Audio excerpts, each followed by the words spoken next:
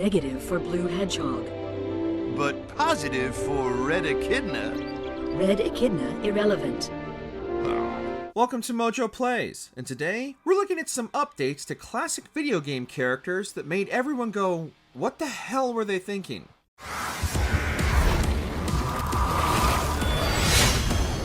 Time for a little rebellion.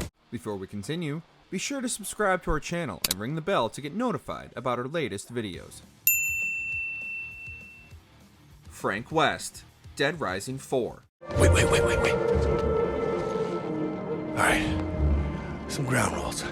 This is my story now. Frank West is undeniably the face of the Dead Rising franchise, despite having only appeared in the first game and some DLC. But the lovable photographer connected with fans of the series in a way the other protagonists never could. So, understandably, there was a lot of hype and expectation when it was announced Frank West would be returning for the series' fourth installment. That is, until it was revealed that the original voice actor, Terrence J. Rotolo, wouldn't be returning as Frank as the developer wanted a more grizzled take on the character, leading to quite a lot of backlash for Capcom. What the hell are you doing? What happened to get the story and get out?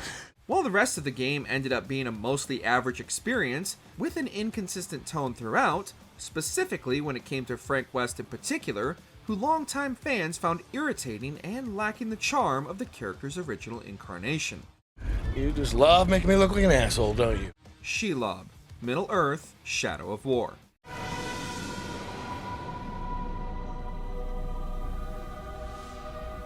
I called you here for a reason. Now we're messing with not only video game characters, but characters from established literature and lore. The Middle-earth series already took more than a few liberties with Tolkien's masterwork, but the introduction of Shelob into the game's canon might have been a step further than die-hard fans were willing to accept. Within both the novels and the movies, Shelob is well established as a monstrous spider thing living in the cavernous past of Mordor. What she most definitely is not within the literature or films is a dark-haired, sexy woman. The developers had already played a bit fast and loose with the established lore of Tolkien's work, and while the team did admittedly do a fair job of explaining her transformation within the universe, this one was a bit too difficult for longtime fans to overlook.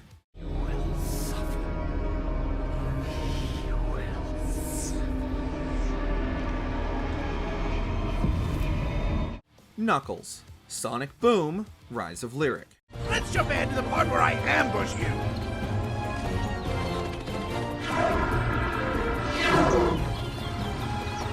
Great!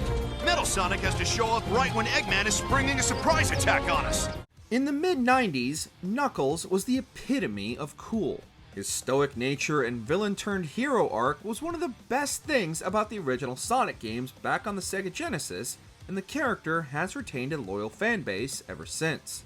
Which is what makes Sega's decision to redesign the entire Sonic team for Sonic Boom all the more infuriating. While every character in the game suffered from these decisions, none suffered more than Knuckles. Gone was his no-nonsense attitude and dark mysterious nature, and was instead replaced by an overly buffed version that skipped leg day and instead played into every single dumb jock trope imaginable. Somehow, his character managed to fare better in the animated series, but this redesign remains a stain on the Echidna's legacy. Amy, Knuckles, go left! Give me a sec. I'm on it! Joanna Dark, Perfect Dark Zero. 3 against 1. Seems fair. Following up one of arguably the most seminal first-person shooters of all time, GoldenEye 007, is no easy task, and somehow, Rare managed to outdo themselves with their N64 classic follow-up, Perfect Dark. Swapping 007 for a sleek futuristic spy thriller full of espionage action and aliens, Perfect Dark improved on everything that GoldenEye laid the groundwork for, and remains one of the highest rated first-person shooters of all time. Fans were understandably excited when Rare announced a return for Joanna Dark and as a launch title for the Xbox 360. Sadly, however, this was not the same confident spy fans adored, and was instead replaced by a typical mid-2000s surfer-style babe who looked like she just walked off the set of a Mountain Dew commercial. Bizarrely, this version of Joanna is somehow supposed to be only 3 years younger than the version fans know and love. Soon, I'm going to teach you what humiliation's like. Consider this our rematch. Ain't that nice? You made a friend. Conker, young Conker. Despite his cute and cuddly appearance, Conker is most definitely not for the young or faint of heart. His crude and crass outing on the N64 stood out for its mature and obscene take on the standard platformer, and many parents would easily mistake him for another Nintendo mascot. Acquiring Rare in 2002, Microsoft did little with the many properties from the studio, but saw fit to resurrect the squirrel for its new peripheral, the HoloLens, in 2016. The redesign of the crude rodent drew immediate criticism by longtime fans who had been waiting for a new Conker game only to be met with this abomination of the beloved character.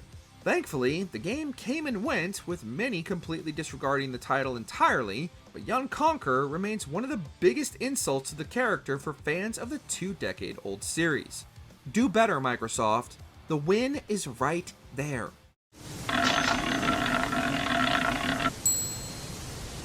So, you want some great stuff? Chris Redfield, Resident Evil 7 Biohazard. I'm Redfield. I'm glad we found you. Few characters within the Resident Evil universe have gone through as many radical transformations as Chris Redfield. Originally your standard action movie fare in the original Resident Evil, by the time Chris reappeared in Resident Evil 5, he seemed to have spent all his time off fighting the zombie hordes, hitting the gym with Arnold Schwarzenegger.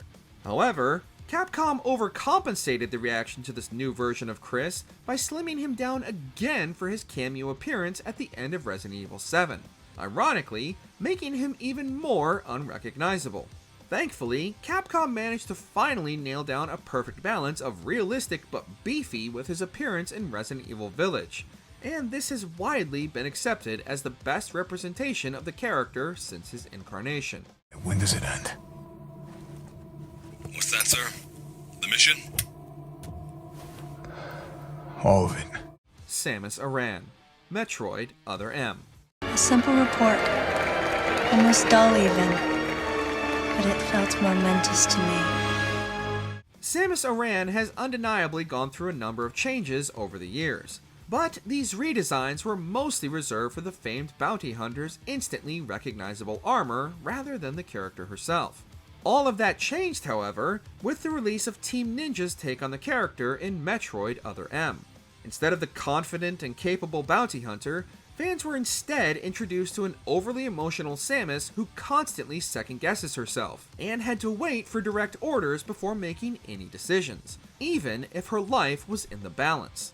While attempting to directly address the numerous near-death experiences and likely PTSD Samus had endured during her many adventures up to Other M, the developers leaned into this aspect of Samus's backstory too heavily, and in turn betrayed everything the character represented.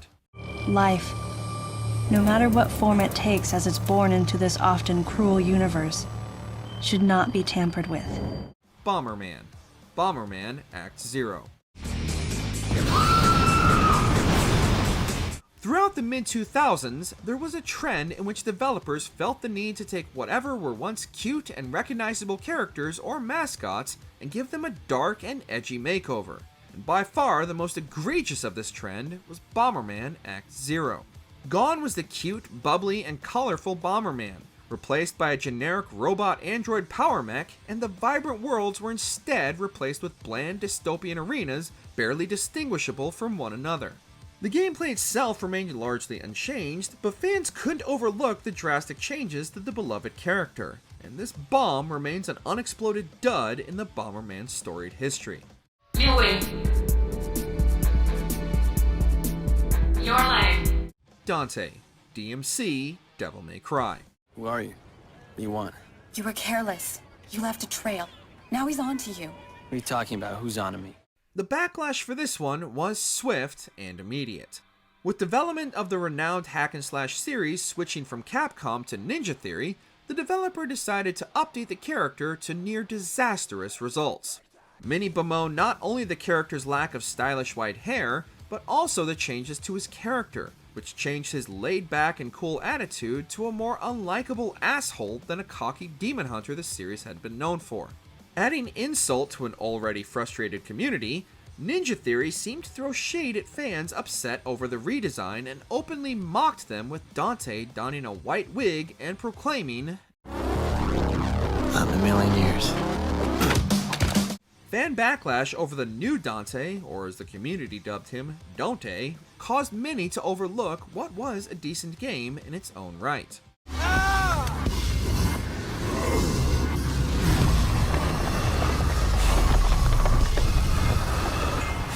What have you done to him? Spyro the Dragon, Skylanders. By Pythagoras' theorem, you're a Skylander, aren't you? Good thing you're here. I've got a big brain, but pretty puny muscles. During the golden age of the PS1, there were two unquestionable mascots of the platform in the form of Naughty Dog's Crash Bandicoot and Insomniac's Spyro the Dragon. After both developers left those IPs behind, these characters both went through some drastic overhauls under their new developers. But Spyro, unfortunately, got the shortest end of the stick when it came to redesigns. As the face of the Skylanders series, Spyro's young and energetic appearance was replaced with a darker and moodier generic dragon design, complete with scales and much sharper edges, as well as an eternal scowl etched onto his once cheerful face. For a product aimed specifically at children, why did the friendly dragon need to suffer such a fate that arguably made him far less approachable than his original incarnation? Thank God for the reignited trilogy, as it returned the dragon to his former adorable glory. Master, is everything all right? Of course everything is all right. Why wouldn't everything be all right? Which redesign of a beloved character did you hate the most? Let us know down in the comments. Did you enjoy this video? Check out these other clips from MojoPlays, and be sure to subscribe and ring the bell to be notified about our latest videos.